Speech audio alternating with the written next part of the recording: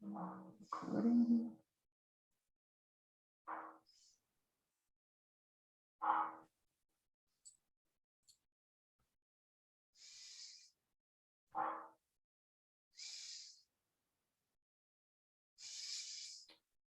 Hello, everyone. Welcome and thank you for being with us for part 2 of Weatherization 2023, The Road Ahead. I'm Steph Smith and I'm with the partnership, but for today I'll be serving as your host. This 45-minute session will end on time, so we encourage you to use the chat for questions throughout the session. There will be time at the end for Q&A. Also, this webinar will be recorded, and a copy of the recording and the slides will be made available as MLTC wraps up. Should you lose connection and leave the webinar, you can simply re-enter using the same vFairs link. And lastly, we will be using the chat. We will be dropping links in there for you to click on, including the session evaluation link that we ask that you complete. This link is also found in the MLTC 22 app. It's my pleasure to now turn it over to Amy Gendusa English. Thank you, Steph. I'm Amy Gendusa English. I'm the project director for the Energy Partnerships Project here at the National Community Action Partnership. In the chat, you will find a link to our webpage. I'm also placing my email address so that if you get to the end of the session and you had a question that we didn't address, you can send it to me by email and I'll make sure that we get you in touch with DOE or locate the answer for you. Today's session, as Steph explained, is 45 minutes and we do have a hard stop at the end. The screen will go dark. We've built in 10 minutes for question and answer at the end. So what we would like is for you to post any questions that come up in the Q&A function in your Zoom interface, and we will try our best to answer them live throughout the session. Otherwise, we'll do it at the end. I'd like to maximize the amount of time that we have available for our presenters, so I'll turn it over to them now. All right, thank you, Amy. Hello, everyone. My name is Amy Klossmeyer. I'm a project officer with the Department of Energy Weatherization Program. And I've also been working with Sasha Tidwell, who's joining us today on the Energy Justice and Justice 40 work at DOE. Erica Burren is also joining us today, the Weatherization Program Manager, and she will be available throughout the presentation to answer questions. So next slide. So today we're going to provide you with a brief overview of some new competitive grant programs that are available through the Weatherization Office. And then we will provide an overview of the Justice 40 initiative and what this means for the Weatherization program. During this Justice 40 conversation, we will ask for your input on the topics of energy burden and workforce development. So have that chat open and ready to type in your ideas. Next slide.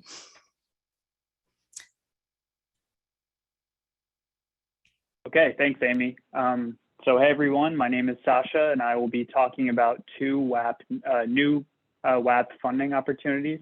So let's get started with an overview. Next slide.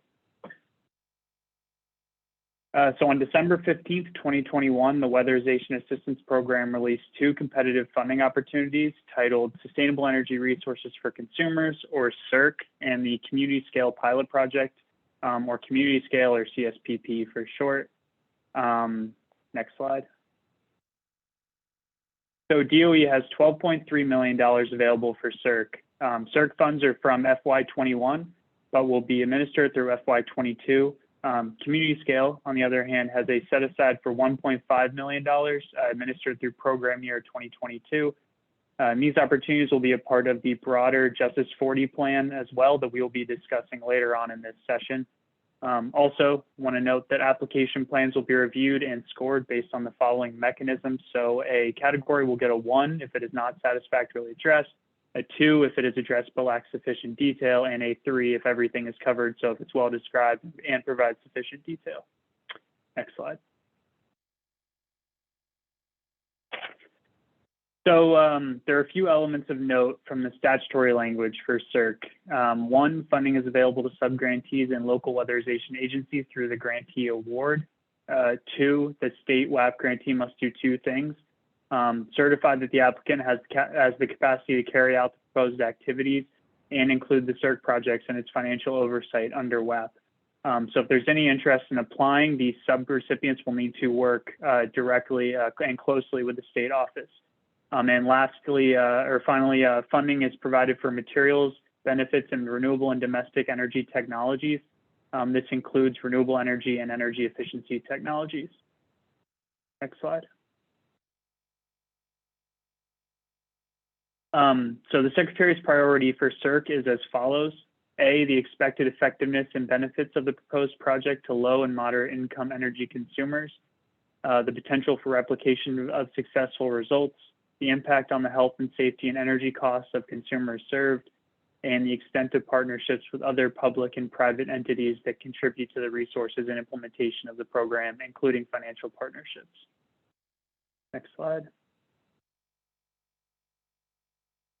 So here is a list of example Circ projects that are Nepa pre-approved. So grantees will have to submit separate Nepa reviews if they want to suggest activities that fall outside this list.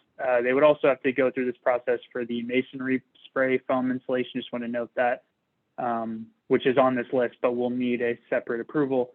I would also like to note that we cannot provide project ideas or guidance. Grantees must consider these application memos and submit applications on their own terms. And in addition, funding does not include training dollars, as training needs will be included under the regular WAP formula allocations. Next slide. Now let's quickly dive into the important details of the other grant, which is the community scale pilot project. So community scale refers to complex projects involving multiple tenants and or building owners and or funding sources grouped together with one or more of the following characteristics: specific geographic area, specific housing type, and or specific demographics. As defined, community scale projects can range from a cluster of single family houses, two or more small multifamily buildings, or a large multifamily building. And to be clear, the general idea of community scale is just to apply regular WAP formula activities to larger scale projects with multiple tenants. So final slide on this, these are the submission details, but we have some adjustments that I want to note really quick. So we've updated the submission process for Circ and community scale, and grantees will now submit responses through PeerNet instead of doing this through email. PeerNet is an online platform for collecting and reviewing grant applications. PeerNet is supported by one of DOE's contracted partners, and using this online platform will improve the submission and review process by streamlining it for reviewers. And Circ and community scale applications will be submitted by grantees through their own links. DOE will release these, the updated announcement memos for these new grants with this new information. And any questions will continue to be collected through the email shown here on this slide. And also the links to the memos will be posted in the chat, along with the links to the FAQs, training, and the webinars we presented to grantees and sub-grantees previously. And again, just one last time, I just want to say questions will still be sent to the wapta@doe.gov email here.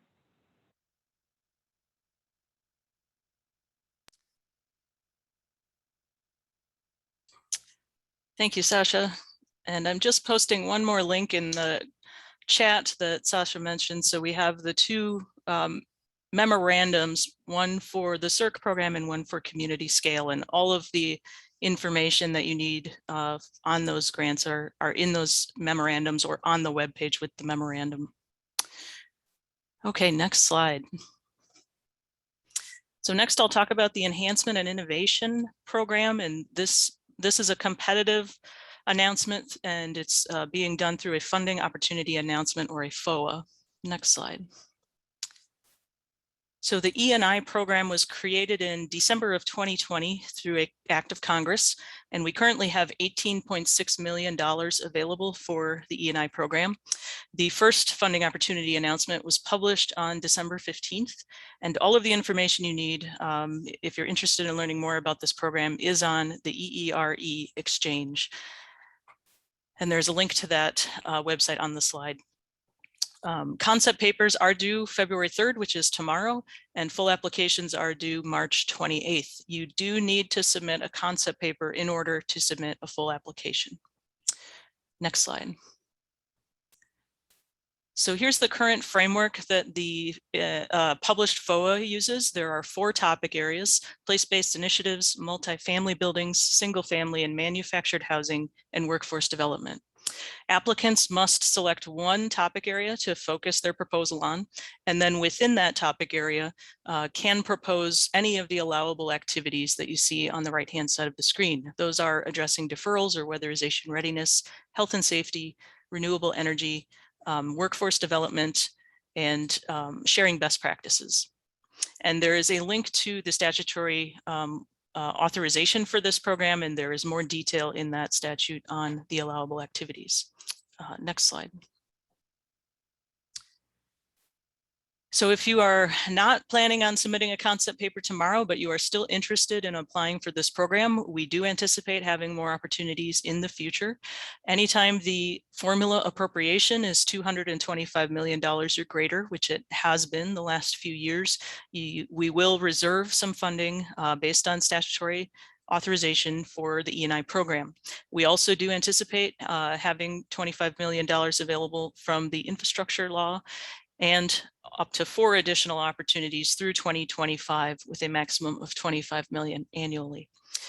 The maximum award amount is $2 million with a 3-year performance period, and grantees, subgrantees, and other nonprofits are eligible to apply. I also want to note that unlike Circ and some of the other programs, the subgrantee application does not need to be certified by the grantee, so you as subgrantees can apply directly for E&I awards. Next slide. And I am just going to, I'll quickly put that EERE Exchange link in the chat if anyone's interested in reading more about that program. You can go to that website. There's also a list of question and answers there that we've received throughout the last month since it's been published. Not seeing any questions on the competitive grants. I think we'll just keep moving forward with the presentation, and Sasha's up with Justice 40. Yep. So thanks, Amy. So yeah, as noted earlier, we're going to go into further detail on Justice 40. Next slide, please. So this is the broad definition of Justice 40 that was developed by the administration. So just a new government-wide initiative to deliver 40% of the overall benefits of federal investments to disadvantaged communities.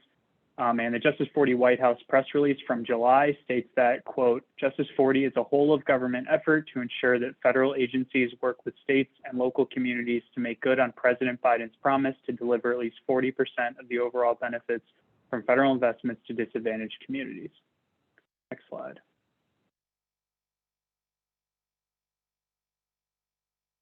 So Circ, community scale, and E&I project plans must include an explanation on the quality and manner in which the measures incorporate diversity, equity, and inclusion goals in the project, and the extent to which the project benefits underserved communities. And DOE defines underserved communities as populations sharing a particular characteristic, as well as geographic communities that have been systematically denied a full opportunity to participate in aspects of economic, social, and civic life that is exemplified by the list and the definition of equity. Next slide. Oh, I also want to mention there will also be specific metrics included in the new project's reporting documents related to the impact on disadvantaged communities, as related to last slide.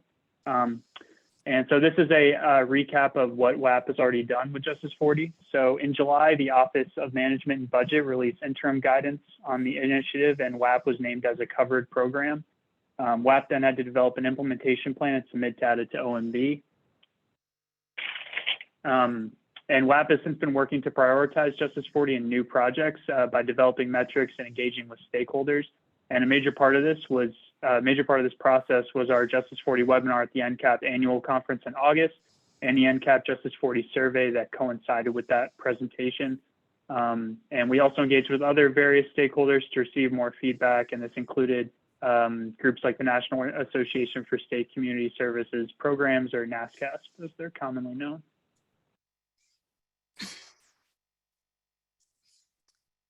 All right, next slide. So I'm going to dive into a little more detail on what's in our Justice 40 implementation plan. Before I do that, I'm going to quickly address the question of what is a disadvantaged community for the purposes of weatherization. The OMB memo that was published in July, and I'm going to try not to use a lot of acronyms, but OMB is one I think we're all familiar with. It's the Office of Management and Budget. They released the interim Justice 40 guidance in July, and that guidance provided two options for defining disadvantaged communities. The first was a geographic definition, and the second was a non-geographic definition, which is essentially a group of individuals or communities that are dispersed but experiencing a common condition. And that second option is what we are using for weatherization and proposing to move forward with, using the condition of poverty as the shared condition that all of our clients are facing. So that means at this point, we are not planning to use a geographic definition of disadvantaged communities. So for the implementation plan, there are two parts to this plan. The first one I'm going to walk through is program improvements, and then I'll speak a little bit to the way we might measure benefits in the future. The first item in our program improvement and implementation plan is to reduce deferral rates. We know that this is a key barrier to equitable deployment of services and weatherization, and DOE will continue to work on supporting a new formula allocation, not just competitive dollars in the E&I program, but funding that would be distributed to all grantees. The second item in the implementation plan related to program improvements is streamlining the energy auditing process.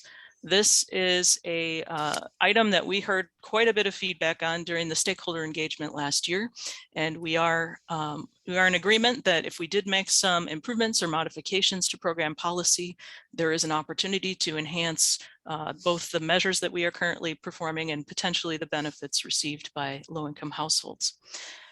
So specifically, we are drafting regional priority lists that we may be offering, and those are still in draft form. We are enhancing the weatherization assistant tool that's used by a majority of grantees and incorporating non-energy impacts in the cost effectiveness calculation. All of this has the potential to improve and increase the benefits. Finally, the third item and the last one on this slide is investing in workforce development. We know that this continues to be a challenge for the WAP network and the broader home performance industry. So we will continue targeting resources to this work. And next slide. This is an area where we would really like your input as we start to ramp up for bill bipartisan infrastructure law funding, and you ramp up to hire and retain new staff. What can DOE be doing to support your efforts to recruit and train workers? So if you can take a few moments to think about that, type some thoughts in the chat. We are open to any ideas that you have for the work, for how we can support your work at the local level. If you also have ideas or things that are working really well for you at the local level on workforce development, you'd like to share those with your colleagues, please use the chat to do that as well. And as Amy mentioned, we will have time at the end of this presentation. So I think Sasha is going to monitor the chat, and we'll return to these items and questions at the end. Next slide. So the last two items in the implementation plan that we wanted to discuss here today are increasing deployment of renewable energy systems and encouraging community scale weatherization. Related to renewable energy systems, Sasha mentioned the Nepa policy. Nepa is the National Environmental Policy Act, and what that policy does is set some thresholds for when an environmental assessment is required prior to WAP work. Currently, we have an exception to that policy for solar PV installs that are 15 kilowatts or less. One of the things we heard loud and clear in the stakeholder engagement was that 15 kilowatt threshold, it would be great to increase that, and that might help more deployment of more renewable energy in weatherization. So we are working on that. Also encouraging community scale weatherization. In addition to the competitive grant programs currently open, we, as Felix described in session 1, if you were in attendance there, recently DOE announced categorical eligibility for HUD means tested programs. In addition to all of these program improvements that are proposed in the plan, we will be using headquarters training and technical assistance funds to evaluate these programs, make sure the lessons we're learning are shared with the whole network and incorporated into the formula program, and develop state and local resources for Justice 40 implementation. Some of these resources may include things like tools or technical assistance to support your work and support grantees in targeting resources to disadvantaged communities and high energy burden households. Next slide. Amy, before I advance, we do have a comment in the chat on the workforce development ask. McFarland Bragg, Executive Director, said allow more flexible use of DOE training and technical assistance funds to improve staff capabilities. And then there's another comment coming in as well. Oh, there's a lot of them coming in. I don't know if Sasha wants to jump in or if you want to move these to the end, but this is something that seems like our attendees are interested in. Yeah, absolutely. So let's read through them now. So on the workforce topic, DOE could increase the ACPU and adjust the SIR. So WAP can pay competitive wages and attract and retain weatherization workers. Yes, so we are doing what we can, as I mentioned, on streamlining the energy auditing process, and some of that work might help the SIR issue. Unfortunately, DOE cannot increase the ACPU, and I'll let Amy and Meg maybe speak to that if they have anything they want to share there. But that is a statutory issue that we can't change at the administrative level.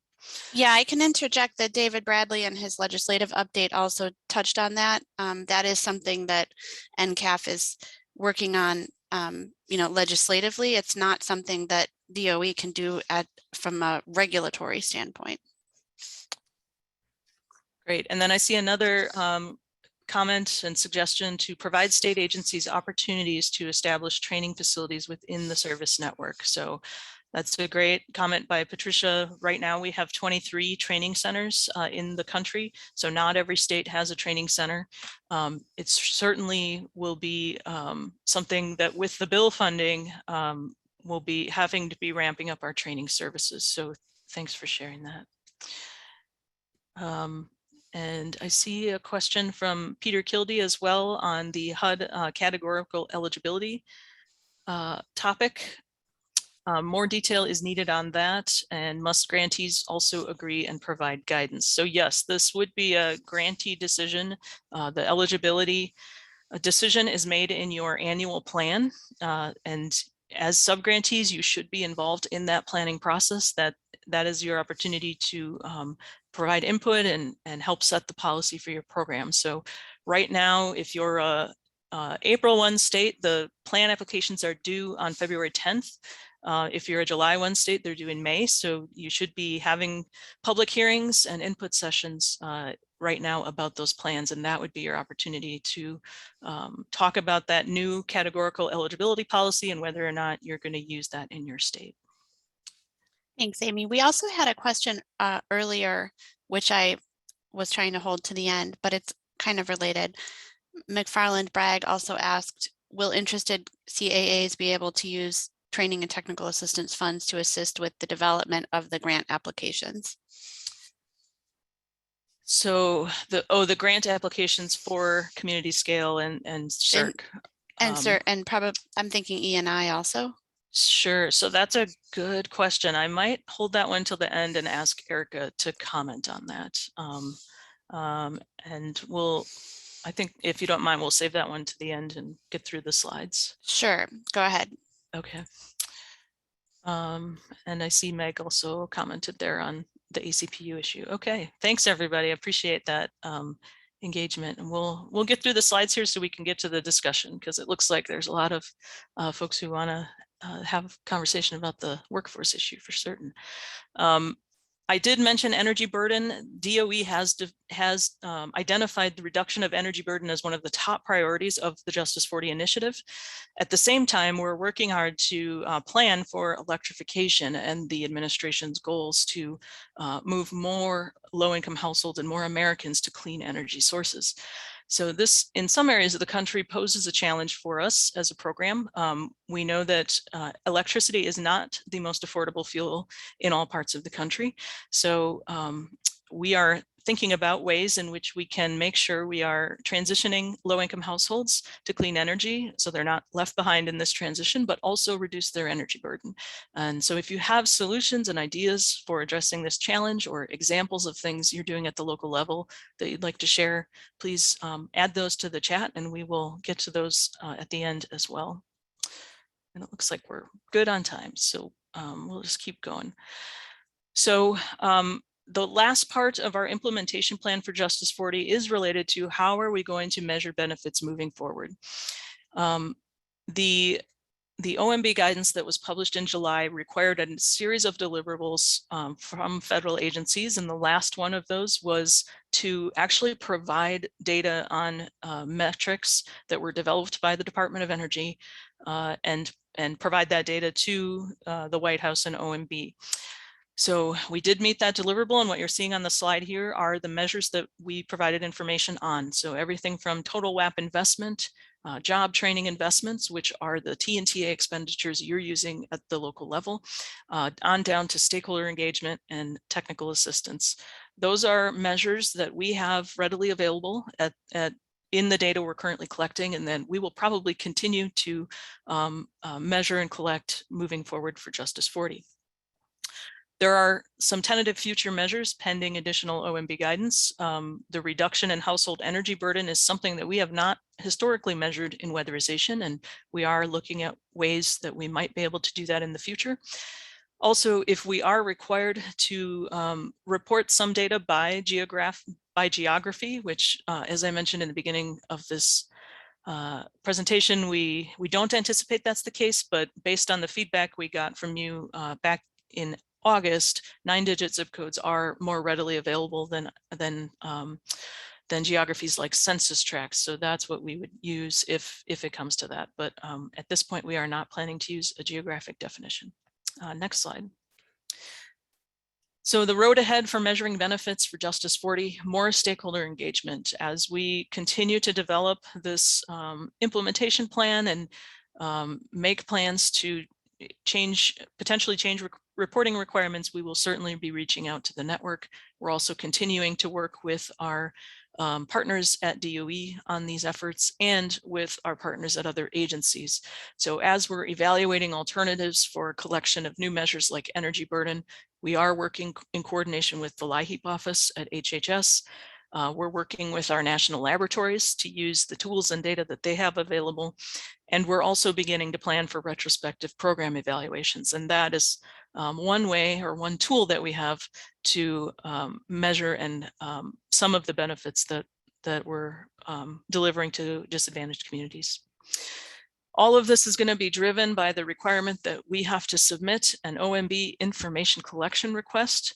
This information collection request is a requirement of the Paperwork Reduction Act. All federal programs that are collecting information from state or local entities have to have an approved ICR. And the information collection request approval for the formula and bill programs is expiring in February of 2023. So we are in the process of starting that. It is about a 12-month process, and we are starting that now. So that's really going to drive any new changes to reporting, and we will certainly keep you in the loop on those.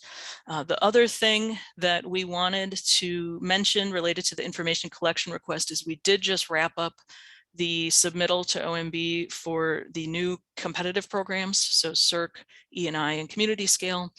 And that 30-day Federal Register notice was published today. So there is a 30-day comment period open, and we can put that in the chat as well. So if you're interested in reading that and learning more, you can certainly go there.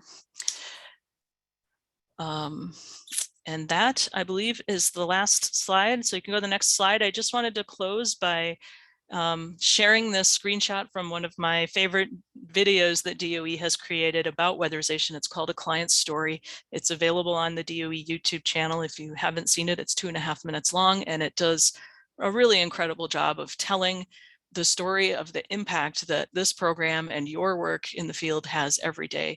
And I think Justice 40 is going to give us an opportunity to continue to shine a light on the good work we're doing. And yes, we'll be thinking of ways that we can improve the program and enhance the benefits that we're providing to our clients. But it's great to know that weatherization has really been a leader in this initiative at DOE so far to date. So thank you for everything you're doing in the field, and it gives us great information to share with those who are interested in Justice 40. And with that, I think we can take questions. It looks like we ended a little early even. We have about 15 minutes, so. Yeah, we have two questions that are in the Q&A tab. One is about Circ. Could you restate informally how the process might work in each state? Is it something like this? Either subgrantees or the state develop some ideas about piloting new technology and talk to each other, define a project and submit it?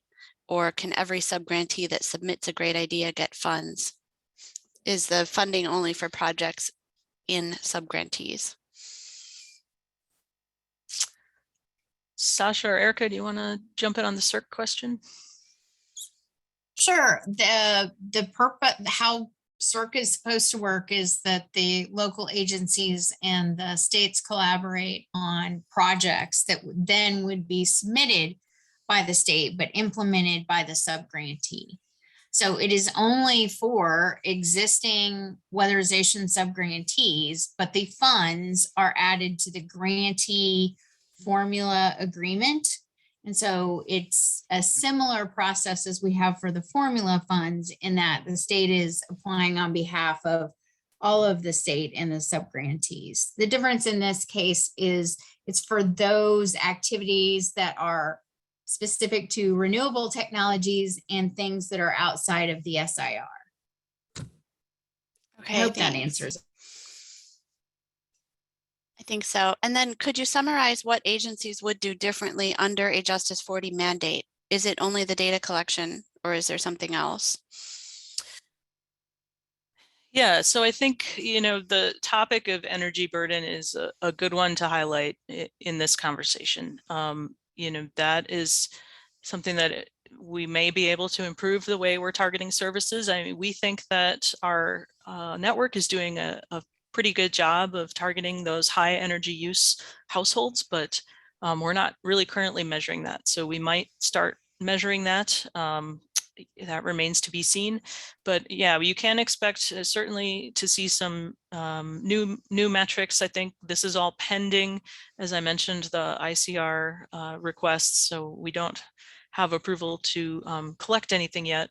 And as I mentioned, we'll certainly do more stakeholder engagement before we move forward with the WAP formula ICR. And Sasha, any additional thoughts there? Please feel free to chime in.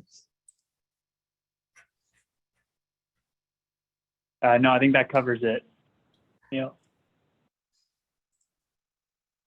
Yeah, and certainly one of the themes of the Justice 40 initiative is participation. So there is a pretty strong theme around energy democracy and participation by households, and I think that's a really good opportunity that you all as local agencies have as you're doing your community needs assessment. And something you're probably already doing and thinking about is how can we engage those low-income households in our policy making progresses and program design. Certainly another way that we're looking at this is through the workforce development lens, and could we do a better job of recruiting workers and targeting our TNTA resources in a way that would target them to people who are historically underrepresented in the program. As we know from past stakeholder engagement, this includes primarily women in weatherization, and also people of color and Native Americans. And we will certainly continue to work on that as we move forward. And I appreciated the comment about more flexibility around T and TA, because I think that is something that's very important in the workforce development conversation. Great, thank you so much, Amy. Not seeing any other questions coming in the chat. We had one question which we agreed to follow up with after the fact. We do still have time left if anyone would like to discuss anything else. I mean, one of the questions that is on my mind is around the Justice 40 initiative. Are we in a holding pattern, or would you say that we have already begun implementing the Justice 40? We know that the interim guidance lays out sort of a little bit of a roadmap, but there's no specific timetable. So are we kind of already in the process of launching? Yeah, I would say a lot of the things we highlighted in our implementation plan are in progress. So in that respect, we were already doing some initiatives, or had some initiatives in progress that made sense to include in the implementation plan. The thing that we're still waiting for is that final guidance from the Office of Management and Budget. So we don't yet have that. Once we have that is when I think we can really finalize an implementation plan for 2022 and move forward with some additional stakeholder engagement events. Great. I think I saw that one of the Justice 40 environmental justice dashboard, like the data dashboard, is now live. Yes, there is a data dashboard that was developed by DOE, that was developed by the Office of Economic Impact and Diversity, and that is live. Sorry, I should have had a link to that, but if you go to the Office of Economic Impact and Diversity page, you can find it there. Yeah, we can add that to the materials that we send out as a follow-up. I didn't include it in our links for this session because it's still being billed as a beta version. And I wanted clarification on who is using that and how they're using it. And since you didn't have it in your slides, I wasn't sure. Have you used it? What are your thoughts on it? So right now it is in a beta version form. The way that the data is presented for weatherization, and Sasha, correct me if I'm wrong here, but it's presented at a state level. So I believe it's presented by the state office, where the location of the state office is. There's just one amount of funding for weatherization. So you won't see the local level allocations in that database. Just something to be aware of. The database, I think, was created just to highlight the overarching investments at DOE that are potentially going to disadvantaged communities, just to provide some information for the general public. We haven't been using it. We use our page system, which all of the information that the local agencies provide on a monthly or quarterly basis is submitted by the grantee through page. And then we pull the data from page, and that's where we get the weatherization specific information.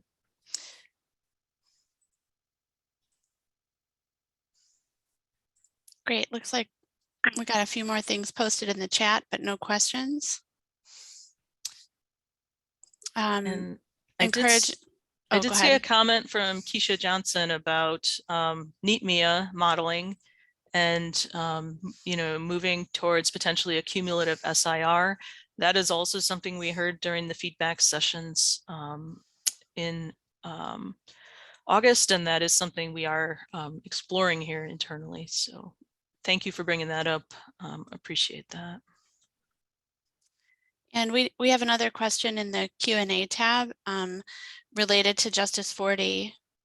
Can the priority groups be ranked so that elderly is not equivalent to energy burden? Erica said she'd like to answer that live. Sure. Grantees makes that determination. There are 5 priority categories, and the grantees tell us how they're prioritizing within that group. So that's an opportunity for sub-grantees to provide collaboration and feedback to the grantee on how they want to address households receiving service within those 5 priorities. That's encouraging. And then for the question about modeling, I think, does that relate to some of the things that NCAF is working on in the set of programmatic changes around enabling certain measures? There's an idea that we would have a package of basic measures that would be installable without having to do the modeling up front.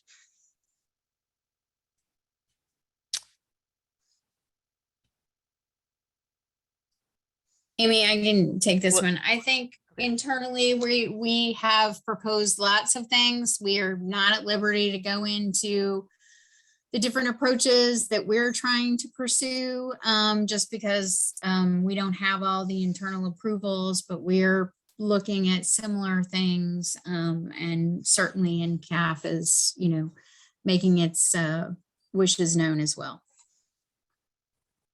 Great. So one of the things that we can provide for our attendees in the follow-up information is the list of recommendations that NCAF is working on.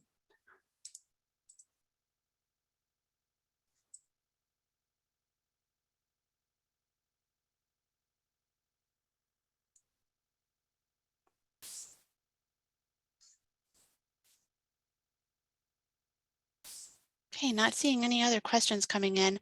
Just want to remind everybody to go ahead and fill out the session evaluation. Thank you again to our presenters from DOE. I know you worked very hard to pull these wonderful slides together, and you've been working very hard for the past year on all of these exciting changes. So thank you again for your time. I look forward to following up with everyone on specific questions. And thank you to Steph for handling the chat and posting all of those great links. Thank you. All right, thanks everyone. Bye. Thank you.